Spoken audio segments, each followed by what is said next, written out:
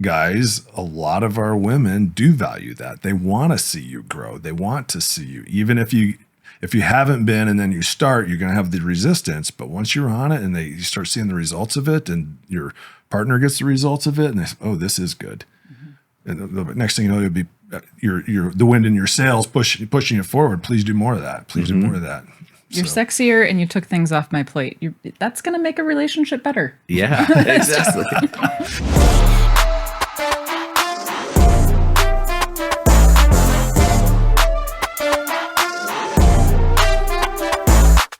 Hey guys, welcome back to another episode of the TPM Show. And once again, we are joined by our very special guests, Gary and Heather. Now, if you didn't listen to the previous episode, pause here, go back and listen to that first. This amazing couple is joining us at the TPM Ranch. They've been here for a couple of days in the area. We're having a great time, great conversations. We thought, hey, let's hit the record button and have some of those today. Thanks, guys, for being here. Hey, thanks for having us, Doug. It's a pleasure. Oh, it's been so much fun. It has. It's been great. I'm going to try to figure out a way for you guys to move here, but we'll work on that in due time. Hey, it's only a 6.5, 7 hour drive. We'll be here more often. I like it. You're starting to get Bend Realty things coming in your Bend Realty things are going to show up in my inbox. Thanks, Doug. No problem. We were talking a little bit off camera here, and Heather, I'd love to get your perspective, if I can, for the guys listening, is, what's it like you're speaking now for all women across the world. Perfect. I'm sure I'm an authority on that. No pressure at all, right? But what's it like being with a man who's doing the work to be more grounded into his heart, to be more grounded in who he is, and is constantly doing his best to show up not only for himself first, but also for you and your relationship versus perhaps past experiences? It's incredibly freeing. I have the freedom to explore myself and to relax into this relationship and go deeper than I've ever been with another human, in intimacy and love connection. And it's like springtime, and the whole world is coming into bloom, and everything is possible and available to me. That's beautiful. I like that a lot. Yeah. No pressure, babe. Keep it up. No pressure. Something I'll hear from guys is they'll almost be scared to publicly be doing what I'll call personal development. Now, all development will be personal, right? Because you have to do it yourself. Would you say that is attractive to most women when they find out that their man is bettering themselves or not? I don't know if I can speak for all ladies. It's incredibly hot to me. Okay, yeah. It's hot to me. The lack of that in other relationships has been an ending point, caused an ending point. Yeah. And so finding it in Gary is really the thing that drew us to each other in the first place. And it is ridiculously sexy. Yeah. And it stirs my body, of course, but also my mind. It's inspiring. And I had mentioned to him very early on in our relationship, what I wanted out of a man is someone who impresses me and inspires me. And him being on this growth path and the way that he does this growth fulfills both of those needs for me. That's awesome. I'm going to get a similar response every time I ask this question. I think my wife said it is effing sexy. I think I asked her for her and her girlfriends. She would use the same descriptors. Yeah, as you go through it. Now, when we look at it for both of you guys, when you get into what we call the activated couple, right, versus deactivated. I'll give some definitions here for those listening. I know you guys both get it, what I'm talking about. We have the activation method. It's one of our programs. And it's where we take guys that we call deactivated, the nice guy or someone who's just kind of lost. They bought into that, well, if I put my head down and I work hard for 20, 30 years, I'll look up and I'll be fulfilled and life will be great. And then they go down, you're laughing already. They go down that path, they look up and it's like, well, is this it? Is this all that had to be? You look at that versus activated, right? Where do you guys see the differences, and how would you describe what is that formula or that recipe? So I'm going to speak as I'm a Martha Beck Wayfinder life coach, and Martha Beck's work talks a lot about the difference between what culture taught you should do, what culture's road to satisfaction or success is, versus that of your own true nature. And so for me, the difference between being activated and not is, are you living in your own integrity, the wisdom that comes from your body, your spirit, or are you living based on the rules that have been set out for you by culture? And one is a perhaps unsafe but very juicy path that will take you in all sorts of places you never thought you would go, but you are so alive. And one is a predictable path to death. Yeah.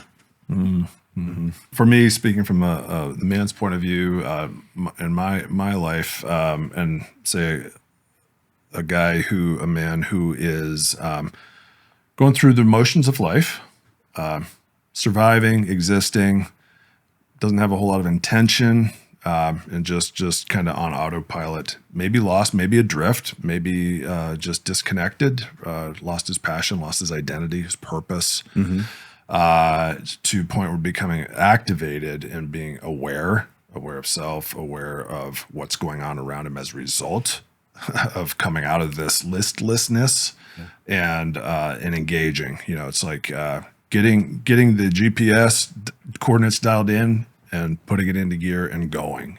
That's activated to me as a man who has got some purpose, passion, intentionality, has a vision for his life, knows his values, and is living in that authenticity and making decisions that are in alignment with all of that.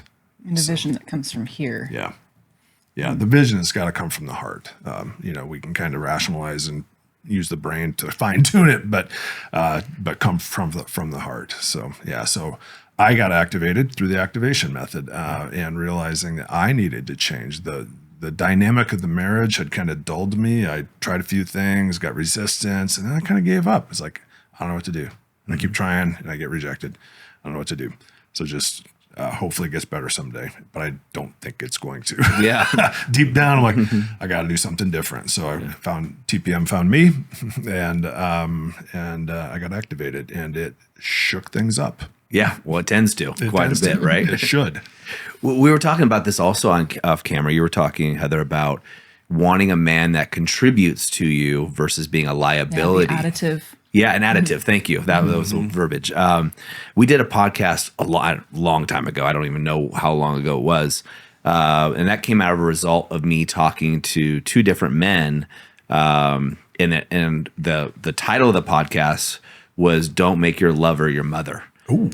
And what it was, a lot of it was two guys in particular that I'm thinking of, and I won't call them out, but they would just leave their clothes, and their wife kept on or their partner kept on telling them, like, to pick up their clothes, and they just would throw their clothes down there, wondering, like, why doesn't she just pick up the clothes and do the laundry? Why isn't she doing the dishes?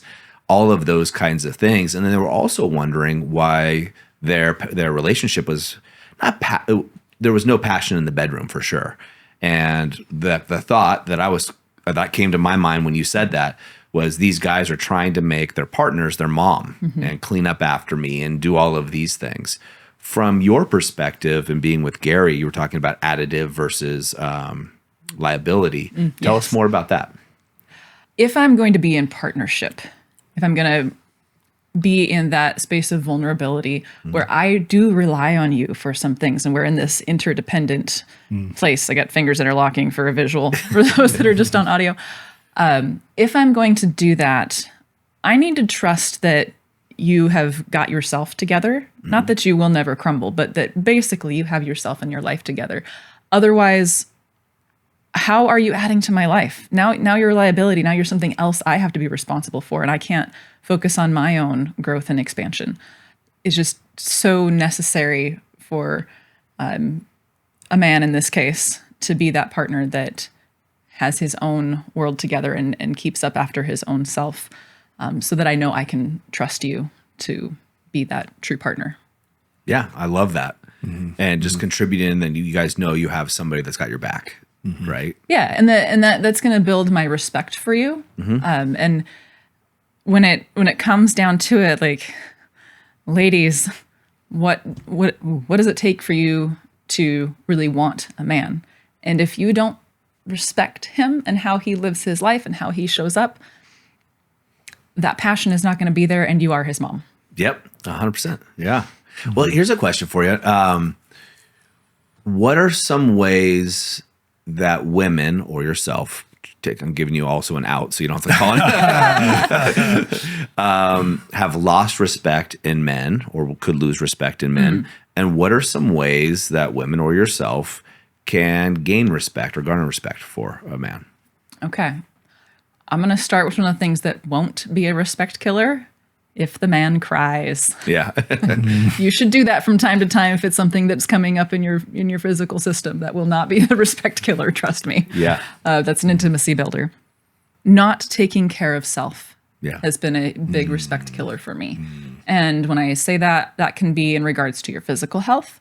That's also in regards to your emotional well-being, and your own, if you have dreams, really pursue them.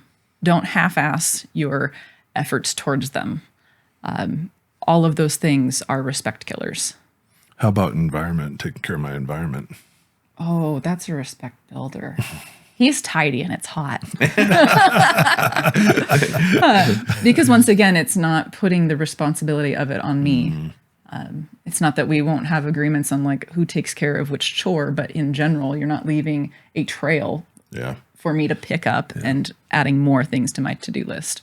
Interestingly, I've had this theme in my life. I think every now and then, what little thing can I do today that decreases the chaos in the world? Put something in order, clean up a little bit, clean up a conversation. There's tends towards the universe tends towards entropy, right? Chaos, entropy, and what can I do? Is what I'm doing adding to or subtracting from the chaos in the world? And if I am thinking of that, I will do things to reduce chaos, increase order my environment, take care of things. And that, I think, is it's a value to me that I hold, and I know it's a value that Heather holds as well. Yeah. And there's another piece I want, as you were saying this, it triggered a thought for me. In partnership, I want you to support me and I want to support you, but I am not responsible for you. So please don't make me responsible for your journey, your emotional health, your physical health. Because if that tanks, then there's a lot more on me. But I want to support you. And I think there's a really important difference between the idea of supporting each other and being responsible for each other. Sure. Please don't make me responsible for you. And you're not responsible for me. Like, I need to own my own stuff as well. Yep. But I want to point out that distinction in terminology. I like that. And something that came up for me that you said, Heather, was, and what I was thinking of is when men make their partner responsible for picking up after them and doing other things like that while they pursue their goals, there is in essence saying, I'm more worthy than you. Yeah. Right? Because my journey is more important. So therefore, I'm going to, I've never thought of it this way till now, but I think men don't think, or people don't think of it this way. It's almost like, I would imagine I'd be taking from my wife, Erin, I'd be taking away part of her opportunity to expand and to live her dreams, because I'm too busy living my dreams. Therefore, I'll just leave my clothes on the floor and she'll pick them up, or I'll do this and she'll take care of it. And then again, you're making your lover your mother. And you're flat out lazy. You're flat out lazy. Seriously. Man up. Be a man. Don't be lazy. Don't be lazy. Think about what you're doing. So this conversation actually came, I was at a ayahuasca retreat, and we came out of a ceremony, and I had a roommate, a guy that was in my place. And he went back to his bed, his area that we had a big enough place that we all had our own like kind of area. But if you can imagine an open floor plan. And he walked back to his place and he was like, I try and find something. He looked around. He's like, this is so, I could hear him mumbling. This is so messy. He sat in the bed and he looked at me and goes, wow, your side's so organized. And then all of a sudden we started talking about this and about the organization. Is your partner the one that cleans up for you? And we came to the conclusion, maybe I led the conversation a little bit, the difference between being a child and being a man. Yes, Like to own your side. He immediately got up, cleaned his side. And since then, this man, I'll give him 100% credit because I know him very well. When I've gone to his house, he used to be known as just messy, and his parents came and cleaned the house for him. Wow. He's a grown man. Yeah. In his probably late 30s, early 40s at this time. And then fast forward till last time I was at his house, it was spotless. It was He really took that and realized that there's a different level. And he was making his partner and his parents in that age group come over and clean his place for him because he wasn't doing it. Yep. I had a thought as you were saying that. It's like, if she doesn't have to expend energy taking care of your leftovers, where else might she put her energy? In that nice clean bedroom? I'm just saying. Exactly. Just saying. There's a lot of guys right now with their earbuds in right now, cleaning their house, picking up.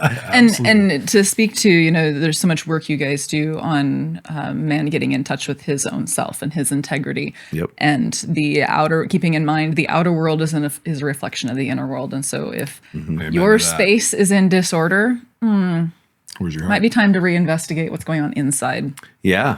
That's interesting. It's funny. I always say it's organized chaos. Like I know what pile my stuff's in. Right. Yeah, exactly. But it's organized. But it's interesting that when you say that, because I got to imagine, going back to the respect thing, part of that is also understanding what your partner is, like what your partner wants. So you both really respect and enjoy tidiness. That's what it sounds like, right? And that's important. So if you didn't, Heather, let's just say as an example, you guys would be in conflict unless you had this conversation around it, and then it becomes a respect thing. Yep. Gary gets to say, hey, look, I understand that you like to leave your magazines out.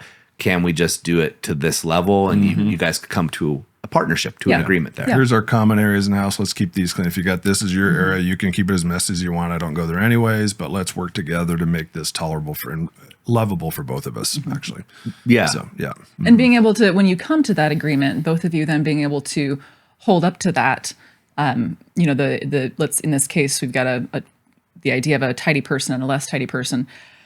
The less tidy person does what they say they're going to do and keeping the mess in one spot, let's say, but not the rest of it. And then the tidy person saying, yeah, I accept that your mess is over here and I'm never going to complain about that because we agreed that that's okay. Like both of you agreeing to that and then holding to it and that building that respect and trust of each other. So going back to what's sexy in a guy is honoring agreements and making agreements. Yes.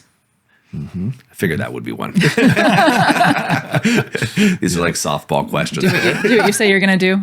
Do what you say you're going to do and live with integrity, right? Yeah. And that comes down to my understanding of talking, because I've had this conversation with so many women, but it also pairs down to men. It comes down to little things of saying what you're going to do, right? So many of us say these little things like, oh, I want to do this. I want to do X. I want to do Y. I want to travel more. I want to start running. I want to take up a foreign language, and yet they'd never do the work to actually get there. And I got to imagine if I was a woman with a man and I kept hearing all his going to do's and he actually never takes action. He's just watching football on the weekends, drinking beer or whatever else he's doing. It's got to be a turnoff. It is. Yeah. There's how can I respect you if you don't have any sense of integrity in your own word? Yeah. But Heather, I'm working so hard. I'm providing. What do you expect me to do? Go take care of yourself. Go explore what's a passion of yours and do something that fills you up. So, and follow through with what you say you want. Yes. So if you say that you're doing all this sacrifice for this other person, say for your wife, and she says, hey, the way you're going about this is killing me. This is putting so much extra burden because you aren't, let's say, filling your cup. and then I'm responsible for it. And Hey guys, I wanted to interrupt this episode because it's dawned on me that many of you guys aren't aware that we actually have a book on how to save your marriage without talking about it. Now, thousands of men have read it, they've reviewed it, and I want to give you the opportunity to do the same. If you're interested in grabbing it, it's a short read, but it's helped a lot of men just like you. And maybe you're not interested in the activation method yet, but this is a small entry point that can really turn things around for you. Go over on Amazon. We have it priced as cheap as Amazon will let us. And that way you have a resource that you can use right now to start getting some results in your marriage. Now let's get back to the episode. and then you do too much, and now you're just so tired that you can't do anything. And now I have to take on that burden. Look at the way that you're going about your service, and if it's actually pulling away the energy or joy from the people that you're trying to serve, you've got to recalibrate how you're approaching that. Yeah, and I've heard so many times from women and guys from their kids hearing like, "We never asked you to do this. Mm-hmm. You chose this career. You chose to be a CPA, a doctor, a business owner." And what I always tell the guys is, you're going after your own dreams here. I think in their head, the business owner may be saying that I'm doing this for my family, but in their heart, they're doing it because they want to be a business owner and they want to want to conquer the world. Yep. And in their head, these are the right things, the family values. These are the right values. But in my heart, this is driving my energy, and this is where I'm putting my energy. And truth, if you are going to marry and have kids and create this family, you have a responsibility first and foremost to the family. And it's not just financial, it's being present. Yes. Present. And that means your time, your attention, your energy, and if you're present there, you're not present at your business. Now it's easy for us entrepreneurs to go build empires. That's what we're good at. We may not be good at relationship. And when things get tough, where we're going to want to put our energy, where we're good at it and where we're accepted and we're validated, and that's at work. Yeah. So we tend to, and so go against that inner resistance, press into that and get the reps in and be good at home. Be the good dad, be the good husband, be the lighthouse in the family.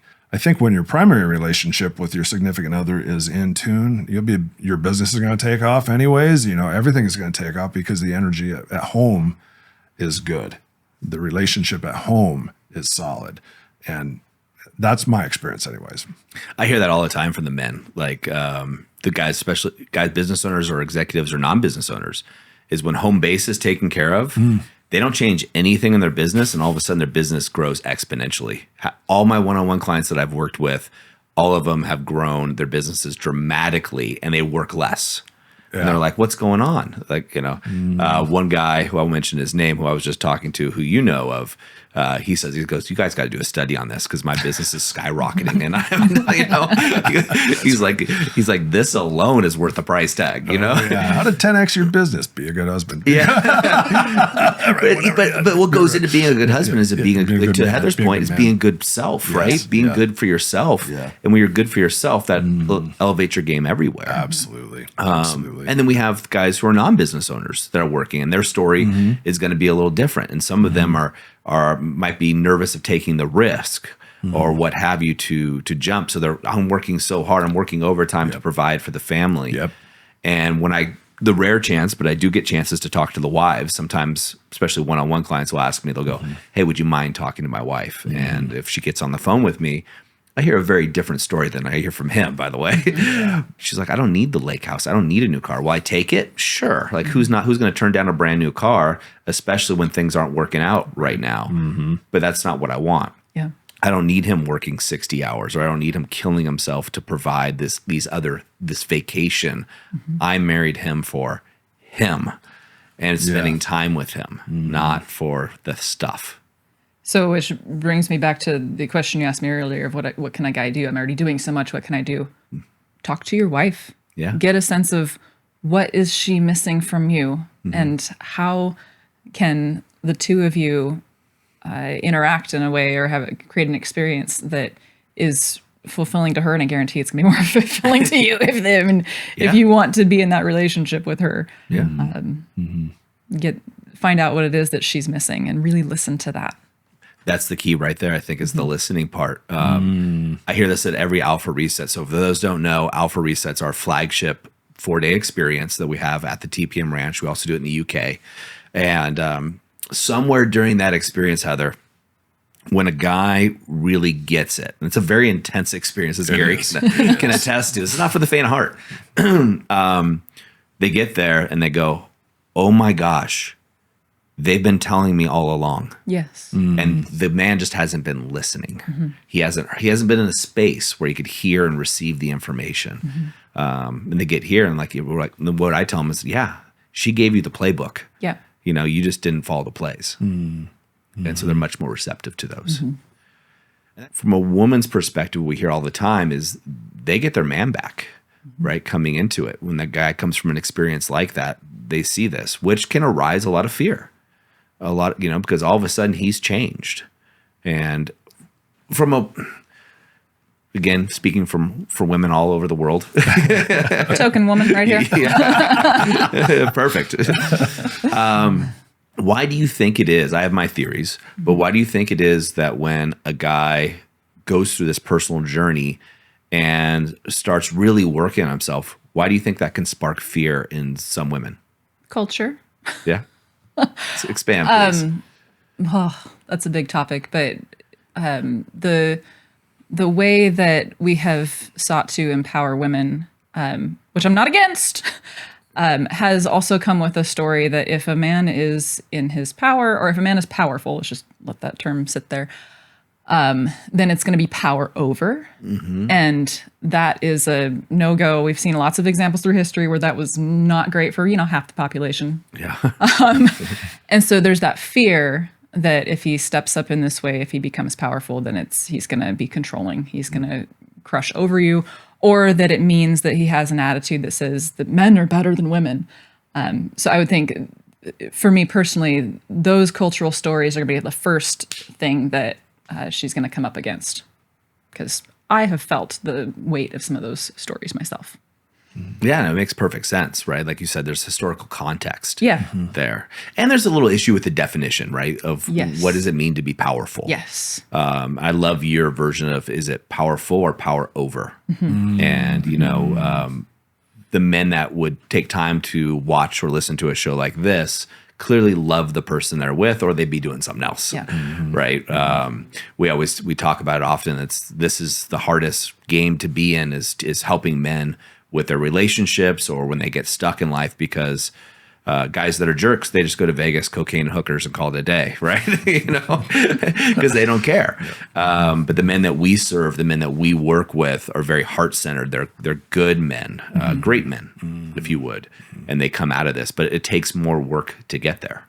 I think that story of, does powerful mean power over? And this was, Heather and I have had conversations about femininity and my reaction to radical femininity and my radical feminism. Sorry. Yeah. And Heather's maybe initial reaction about the culture and, hey, what is this powerful man thing? But, what does it mean what does masculine leadership or true masculine power look like, and how does it play out? And maybe if you could share, Heather, I think this is a great opportunity I think women probably need to hear this from Heather. I needed to hear this from me. So yeah. Okay. I'm sure I'm not the only one. Yeah. So we had been together for some time, and Gary, the term male leadership came up, and just cringe, right? Hiss and bristle internally. But not again. I know where this is going. No, just kidding. But this is where, particularly with my coaching experience, I can go, okay, that's. I have a story about what that means. And then, but let me take my lived experience with this man and let's compare those, because they have very different outcomes. My story about male leadership is that power over, I am somehow less capable as a woman. I don't have the intelligence. I'm too volatile, like all these things. And those are assumed when we talk about the term male leadership. That's what comes into my mind. And then I was like, okay, but in your body, as a human, as a spiritual being, as a woman, my experience with him, with leadership, is something very different. And it has nothing to do with a a power differential per se. It's that he has the capacity and he has developed his capacity. So if there is any question of how are we going to do this, and I'm not sure, I know he's got it. It's not that I can never make a decision. It's not that I can't step into a place of leadership. Yeah. It's that I know that underneath it all, he has that strength and he will take on that role and I can rest into it. And that sounds anti-feminist. That doesn't sound very powerful. But what I have learned this last year is that being in a place to receive and being in a place to surrender is actually a powerful place. It is. Yeah. And when I can let go of responsibility for certain things, either carte blanche, as in our case, receiving financial support which is amazing, to put it lightly, or just in a moment of like, oh, thank God you've got dinner figured out tonight. Yeah. It could be something big like that. It could be something small like that. But when I trust my partner to say, I got it, that is a form of leadership. And I can relax into that, to be with my own natural flow, to be with whatever feels are coming up in me and go honor those. Yeah. And there's a wisdom in choosing to trust another person, or I should say, choosing to surrender in that way to your leadership, to your power. If I can make a wise decision about that, then there's so much relaxation because so much comes off of my plate. And again, it's not because I can't take care of business. Yeah. Can, but I don't want to have to all the time. That's the reality of my spirit. Sure. So And from my perspective, masculine leadership, a good leader takes input. I was going to add on to that, but yeah, A good leader receives input from those whom he is in leadership and relationship with. And my partner, Heather, I value her input. She's fully capable of making decisions. I may make a different decision. We may come to a disagreement on how to, but we take input, and I take her input. If I need to make a decision on whatever, I'm going to listen to her. I'm not going to just do it in a vacuum. And so she's still going to feel heard. She's still going to feel valued. She's still going to feel like she's part of it. I just feel like I am. Absolutely, you are, and I'm going to honor that. And so, being a good leader means also being a good listener. Yeah. Yeah, I was just going to ask, Heather, I bet you feel heard, though, too. Like you're surrendering into Gary, but at the same time, I bet you feel he values your input. Yes. As well. Yeah. Yes. So, Gary, you stole my line. Sorry about that. No, but yeah, that's what I would imagine it would be like. Because with Erin and I, it's similar, and there's certain things that I know that she's far better than I am at. Yep. Right. And nor would I ever.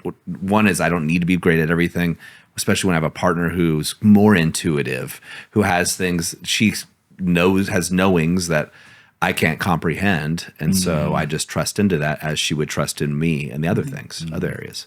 Yeah, and that's exactly the conversation we've had. Well, maybe one or the other has more gifting or more experience or more talent or whatever in that particular area. Hey, let's defer back and forth to where it makes sense. So that because we are a we are in this together, and it's not that one person has to necessarily call all the shots, make all the decisions. This is a partnership, and in a partnership, we are leaning on one another, and we're both bringing strengths. And why not shift back and forth between, hey, you got better ideas for home decor than me?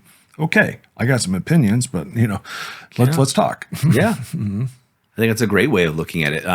Whenever the man or the woman, right, because it flips in couples I see, knows everything, right, so to speak, like, oh, I know better than her or I know better than him. Now you're in teenage phase, right, of life, which is the most dangerous phase of life to be in, right? As a teenager. This goes same with business. When I evaluate businesses, I look at the stages. Is this business in the teenage phase? Do they think they have it all together? Right. Right. And a mature business realizes, no, we don't have it all together, but here's where the gaps are, and we are aware of them. And I think a lot of times you'll find couples or individuals in a partnership who think they know everything. Yeah. And that's a bad place to be. It is. It's been amazing being with Heather and how she values my growth and how she's attracted to my growth, and she likes the fact that I'm leading myself. Yeah. And she likes the fact I'm challenging myself and stretching myself and doing it in ways that are not risk taking per se, but they're healthy. And she sees that they're additive, they're to my life and beneficial and safe. It's so it's just looping back a little bit to the what's attracting, in a powerful man or in an activated man. These kinds of things where I'm hearing them a lot from her. It's like, I'm really glad I had TPM before I ran into Heather. Otherwise, she'd have just passed on by. Yeah. Something caught her attention. She's like, wait a minute. So, Yeah. What's that like to be with a man who's constantly pushing his limits? Because Gary's always taking on new challenges. The inner circle guys are always pushing themselves. What's it like to be with? Have you ever been with somebody? No. Yeah. Sorry to all my ex-lovers. Completely fair. I think most everybody would have that same statement. Yeah. Gary's pushes himself quite a bit and is always growing. And to Gary's point, in a very safe, constructive ways that are additive. I love that word additive. I'm stealing that, by the way, for future podcasts. What's it like from your seat to observe a man like Gary who's striving to grow? It encourages me to follow my own path with even more integrity. Yeah. When I am partnered with someone that's not, then it's kind of all on me to pursue my own path. And I do that, and I have, and I will. But it's so easy for me to slough off and it doesn't matter that much if I clean up the dishes tonight, or, if I skip this workout, whatever. And then I find myself in a habit of leaving things undone, or in leaving dreams unpursued. And then I'm not real satisfied with myself. Yep.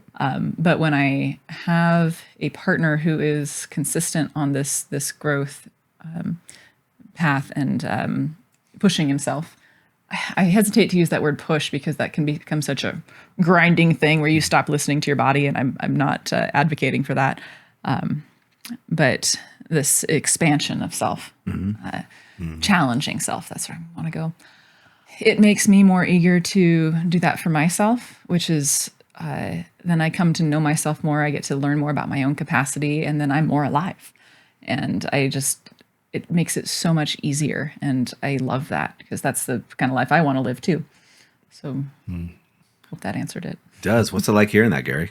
it's great. I'm smiling. I'm smiling. It's just like, I know I'm on a good path, and I've known that since Reset, right? Mm-hmm. And I've owned it and learning and growing the whole time. And it's so wonderful to be with a woman who appreciates it and supports it. And I hear affirmations from her.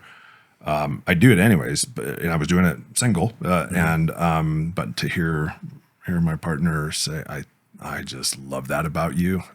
Why would I not want to continue to do that more? Right? You know? Absolutely. I'm just beaming because it's so amazing to have that be valued. Yeah. And I think, guys, a lot of our women do value that. They want to see you grow. They want to see you, even if you haven't been, and then you start, you're going to have the resistance. But once you're on it and you start seeing the results of it, and your partner gets the results of it, and they say, oh, this is good. Mm-hmm. And the next thing you know, it'll be you're the wind in your sails pushing you forward. Please do more of that. Please do more of that. You're sexier, and you took things off my plate. That's going to make a relationship better. Yeah, exactly. That's additive. Yes. Well, then to your point, you call the other partner forward. Yes. Yeah. Right. You provide the space for them and permission for them to go forward. And what I see often is, as your partner grows, then they call you forward. And there's this kind of, sometimes you sync, you're both at the same level, but oftentimes it's, you're both growing forward in the same direction, maybe not the same pace. One's growing, but you're both heading in the same direction and growing closer and forward. Yep. Yeah, absolutely. And this is where we get into synergy here. Mm-hmm. Like I was saying, like him being on his path helps pull me forward. It's not like, oh, I never had any drive on my own, and now suddenly there's this man. Like, no. but he encourages me forward just by living the way that he does. Like, he's not telling me, oh, you should eat better, you should work out more, you should meditate more. Like, he's not saying shit. Yeah. But I watch him do these things. I'm like, oh yeah, that's a desire in me, and now it's being modeled, and so it's a little more accessible. Coming back to the synergy, he's moving forward at his own pace. I would move forward at my own pace. But then when we're doing it together, it's like, it's this mushroom cloud of, it just gets so much bigger. Yeah. Our gratitude practice on Sunday morning over coffee We in sit in bed. bed and have gratitude practice with coffee. It's And awesome. Just what do we just share what we're grateful for. sit there and cry. And I love it's it. wonderful. I remember I got the text message from you. We're in our gratitude practice. Get back to you later. That was great. Yeah. It absolutely is great. Yeah. Well, go ahead, please. Oh, I was just say it also it brings so much more of my own faith forward, faith in myself and faith in my life path. When I know I've got a partner that's going to encourage me forward, spoken or not, and it's that feeling in me of like, yeah, all those dreams that I've had, that person that I've wanted to be, I'm on path to become her, and I've already become several versions of her, and that's cool. And then like the next version, I also know will come through. I have so much more confidence in that because we are in partnership. We're in synergistic partnership that I know is going to take me forward to that. And that is very, very joyful in me. I love it. You're welcome. You're welcome. Well, in closing words for this, any advice you could give to someone listening right now who just feels like they're stuck and like, you know what? My relationship's not working. I feel stuck in life. I guess what I'm saying for someone listening to this that may feel they have no hope. I think something's got to change, right? You start with yourself, and if there's a stalemate, both people, the one in a relationship that makes the first move, who's going to do it? It's the one who's most mature in the relationship is going to make the first move. Yeah. Right. So and usually you hold that mirror to yourself. And it's like, oh, that's me. So make that choice. Do the growth. We always say do the work. What does that mean? Well, this last 2 episodes we're talking about doing the work. And it's a process.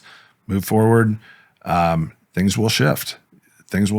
And there's no telling how it'll go on individual cases, but most cases, when a guy moves forward and works on himself, the partner looks, gets curious, starts noticing, maybe tests a little bit, but then sees the benefit of it, and next thing you know, she's coming along too. Yeah, that's pretty cool. I'll be honest, Heather's been on her path. And had I not been through TPM, had I not exhausted everything, my marriage came to an end. It didn't succeed. However, by the next version, for the next relationship, I was well prepared. Yeah. I was well prepared for a strong woman, a woman who values growth and who values me. And that match is a match made in heaven. I love it. Well, I love spending time with you guys. Yeah. It's been so enjoyable. Thanks again for being here. Hey, thanks so much, Doug. Yeah. It's a pleasure. Absolutely. Well, gentlemen, as I always say, in the moment of insight, take massive action. And again, just like I said in the previous episode, rewind this one. Both Heather and Gary just share so much knowledge.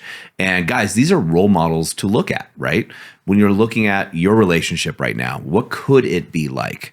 And it's the synergy, as Heather was talking about. You call each other forward to be able to create the space to have the best life. But that starts with you.